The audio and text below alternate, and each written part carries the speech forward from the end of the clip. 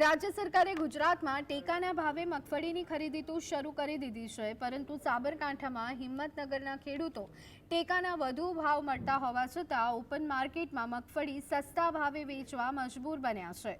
Himmatnagar market yard ટ્રેક્ટરની लागेली आ लांबी लाइनो मगफળી વેચવા માટે આવેલા ખેડૂતોએ વહેલી પરોઢથી લગાવી હતી। ખેડૂતોનું કહેવું હતું કે રાજ્ય સરકારે ટેકાના ભાવે મગફળી 1356ના ભાવે ખરીદી જાહેરાત કરી હોવા છતાં હિંમતનગરના ખેડૂતો માર્કેટયાર્ડમાં 900 થી 1200ના ભાવે મગફળી વેચી રહ્યા છે અને જો કોઈ કારણ હોય તો તે છે મગફળીના મોડા મળતા પૈસા।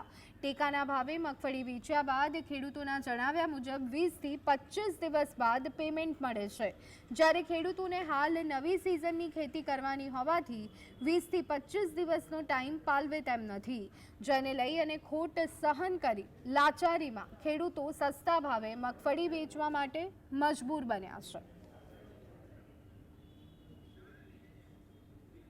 हाँ, मैं रजिस्ट्रेशन तो कराव्યું છે, परंतु रजिस्ट्रेशन अत्यारे करायेલું 10 तारीखे, परंतु आ तो 3 महीना सुधी एनी खरीदी थशे અને ખરીદીમાં બી કેટલા ટ્રેક્ટરો આ લોકો ખૂબ ઓછા ક્વોન્ટિટીમાં ખરીદે છે, જેથી આ રજિસ્ટર કરાયેલો નંબર જ આવવાનો નથી।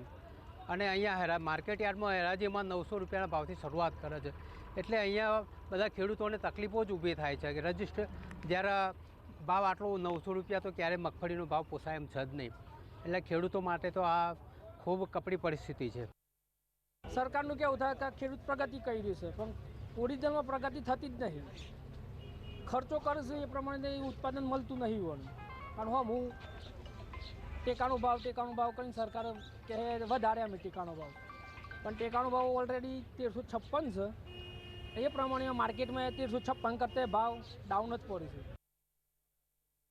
ખેડૂતને અત્યારે શું છે કે વાવેતર કરવાનું હોય એટલે બિયારણની ખાતરની નાની પૈસાની ખાસ જરૂર હોય, એટલે લોકો અહીંયા માર્કેટ યાર્ડમાં અઠવાડિયામાં પેમેન્ટ મળી જતું હોય છે, એટલે લોકો ખેડૂતો અહીંયા ઓછા ભાવે પણ અહીંયા વેચાણ કરી દે છે।